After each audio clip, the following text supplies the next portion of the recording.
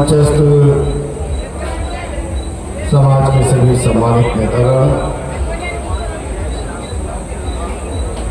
सबके नाम नहीं है ना, मैंने यही कहा था तो सबके नाम बोल देता। सम्मानित मंच, राजस्थान के कोने कोने से जोधपुर धाम में पधारे हुए सभी धर्म प्रेमी सजातीय बंधु और भाइयों,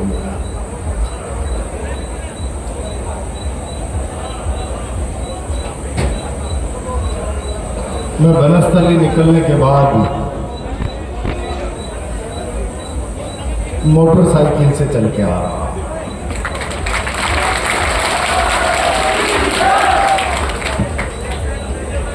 आज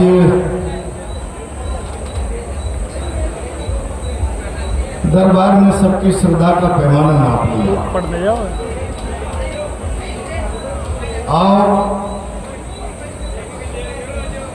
मेरे दर पर कौन सच्ची श्रद्धा मन में लेकर आया है। 6-6, 7-7 घंटे के जाम के बाद भी लोग चले आ रहे। मुझे प्रशासन के लोगों ने कहा आप 5-7 घंटे पहले नहीं जा पाएंगे, 8 बज चुके अनिवार्य। मैंने कहा आज तो मैं, जब समिति के लोग मुझे बुलाने आए थे तब मैंने कहा था लंबा समय हो गया है जोधपुर आए हुए, तो उन्होंने कहा इस बार तो आपको दरबार का निमंत्रण है, बाबा ने खुद ने बुलाया है। तब मेरे मन में प्रेरणा कि इस बार मैं निवाई की बनस्थली तक आकर चरणों में सिर नवाए बगैर वापिस लौट कर नहीं जाऊंगा, चाहे मुझे पैदल जाना पड़े।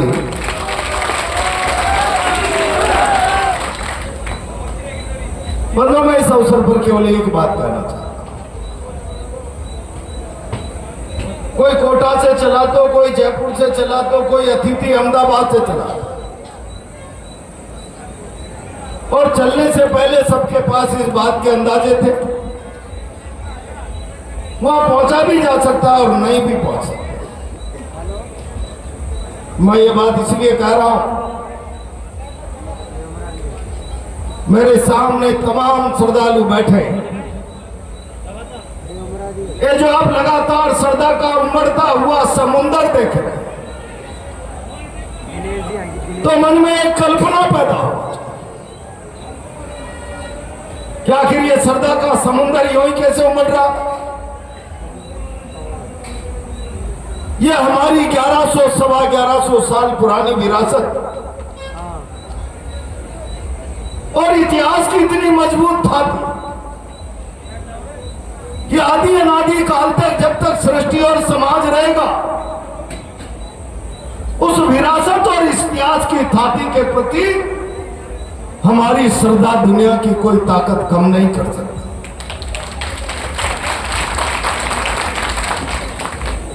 अब मैं केवल इतना कहना था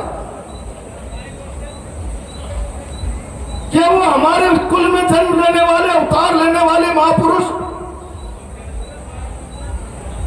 जिन्होंने अपने कर्म से, साधना से, तप से, विचार से, चिंतन से एक ऐसा माइलस्टोन तय कर दिया कि हजारों साल, अनंत सालों तक उस माइलस्टोन को देखकर लोग समाज में अपनी आस्था, सामाजिक रीति रिवाजों का रास्ता बना। मैं ये बात जब कह रहा हूं तो फिर हम सब की केवल इस अवसर पर थातियों पर गर्व करना मात्र से काम नहीं चला। ये जो मेले हैं, ये जो थातियां हैं, ये जो विरासत, ये हमारी आध्यात्मिक और सांस्कृतिक विरासत। और जब मैं आध्यात्मिक विरासत की बात करता हूं तब सबके चयन में बगड़ाउत आते होंगे, सबके चैन में जोधपुरा दरबार आता।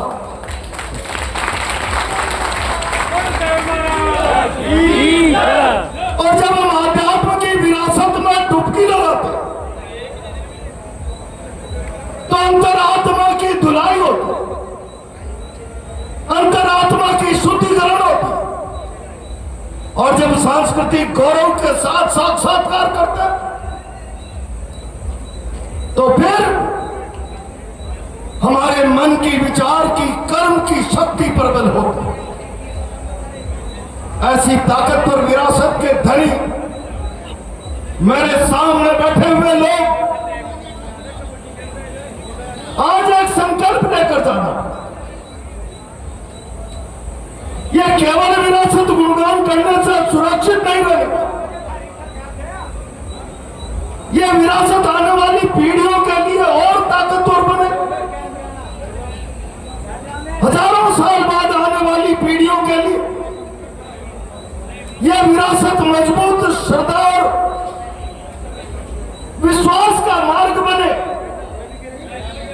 तो फिर हम सबकी जिम्मेदारी इस विरासत को सहेजने की, इस विरासत को मजबूत करने की, इस विरासत का संवर्धन करने की, इस विरासत का संरक्षण करने की और आदि अनादि काल तक पीढ़ी दर पीढ़ी इस श्रद्धा और विचार की ताकत का संक्रमण करने की।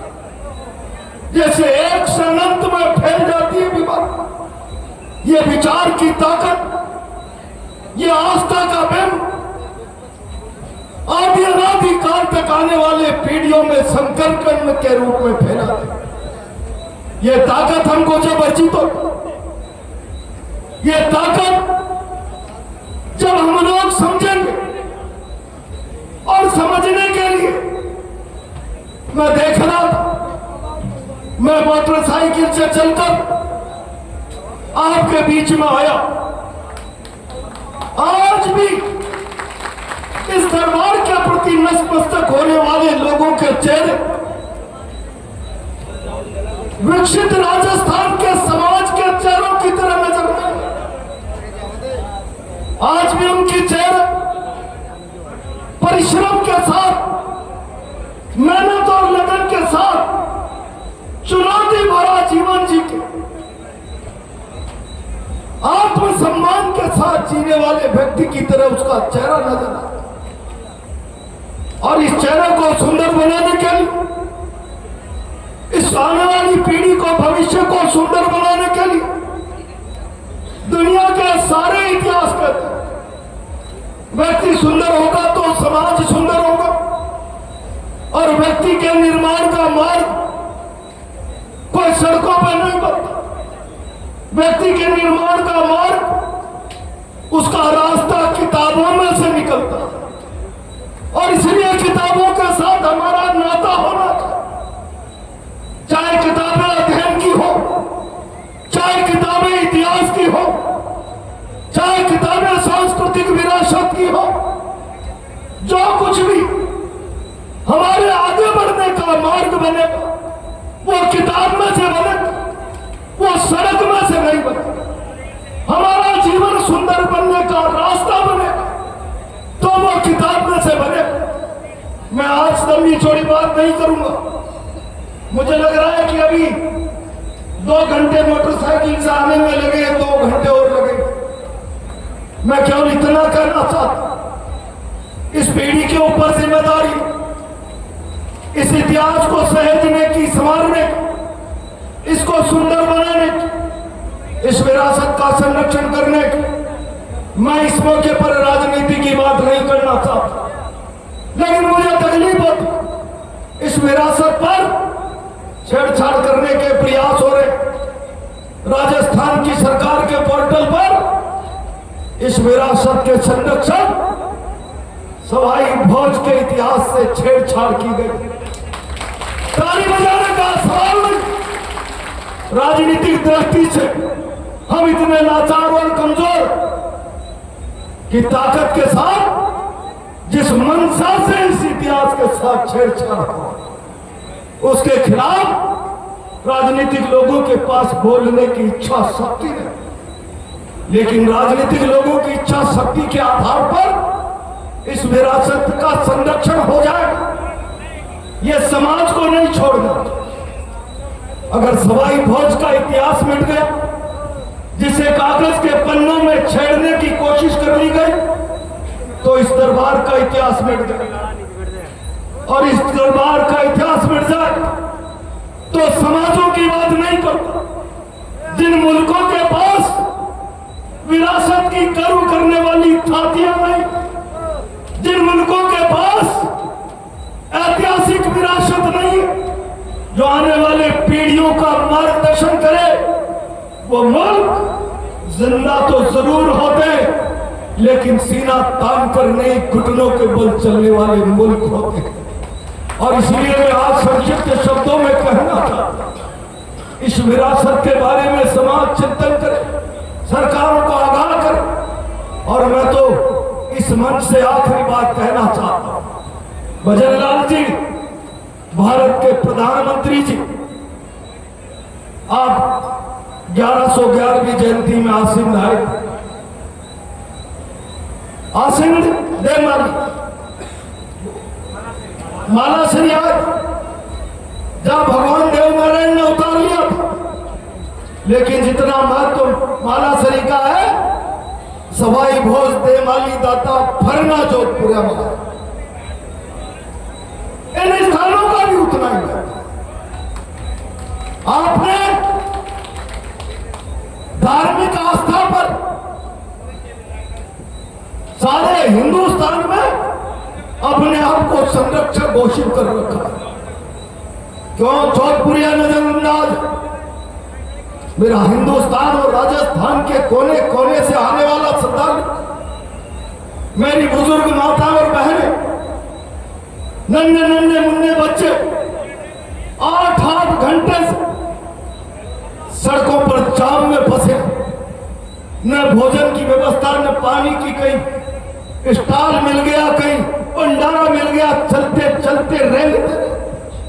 सरकार को इस बारे में विचार करने की आवश्यकता।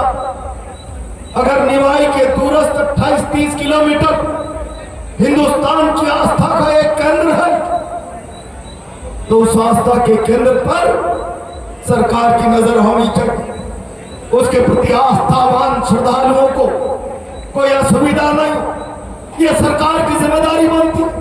और मैं समाज के लोगों से भी कहना चाहता हूं, यह हमारे सामने एक एग्जाम्पल सेट हो गए। 10-10 घंटे से लोग जाम में फंसे, 12-12 घंटे से लोग जाम में फंसे। श्रद्धालुओं को हम कैसे न्याय, किस तरीके से राहत दिला सकते हैं? श्रद्धालुओं को अपने आस्था के दरवाजे तक आने का मार्ग कैसे सुगम और सरल बना सकते, इस बारे में खुद भी योजना बना, इस पक्ष को सरकारों के सामने रखे। जहां जरूरत हो मैं भी कहने का प्रयास करूंगा। मैं तो केवल आज इतना कहना चाहता हूं, यहां जो लोग खड़े हैं, ये सब स्थितियां जो श्रद्धा के समुद्र के उमड़ते हुए ज्वार के रूप में आप देख रहे हैं, ये ज्वार आज अचानक नहीं आया, ये भादवा की छठ है और चलो ज्वार भाटा आ गया है। इसके पीछे सवाई भोज बगड़ावत का मजबूत इतिहास, उनकी पराक्रम और वीरता, जिसका लोहा संसार ने माना, उसका मजबूत इतिहास, उस इतिहास की गंध, उस बलिदान की गंध, उस पराक्रम और वीरता की गंध इस आभा मंडल में समाप्त नहीं हो सकती।